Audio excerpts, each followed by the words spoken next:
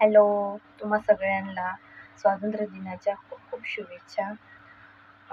किती वर्षे झाली आपल्या भारताला स्वातंत्र्य होऊन? 79 वर्षे झाली. 79 वर्षे झाली. साधी गोष्ट नव्हती. आपल्या भारताला स्वातंत्र्य मिळवून देणं आणि मिळणं खूप कठीण गोष्ट होती. आपल्या थोर नेत्यांनी, थोर क्रांतिकारांनी, थोर विचारवंतांनी, थोर नेत्यांनी एकत्र होऊन आपल्या भारत देशाला ब्रिटिश मुक्त केले, त्यांच्या गुलामगिरीतून मुक्त केलं कायमचं.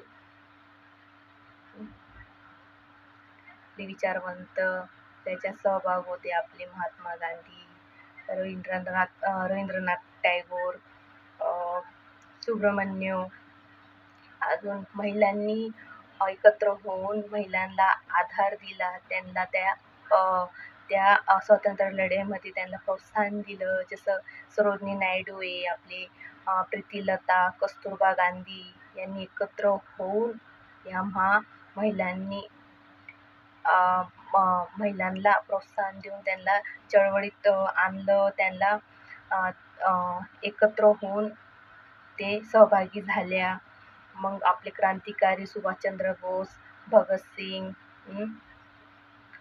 यांनी जीवाची आहुती दिली अक्षरशः. कशासाठी? तर आपला देश गुलामगिरीतून मुक्त व्हायला.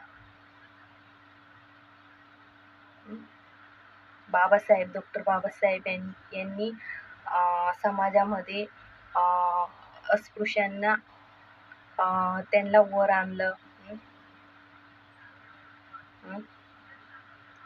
वंचितांचा आधार बनले ते.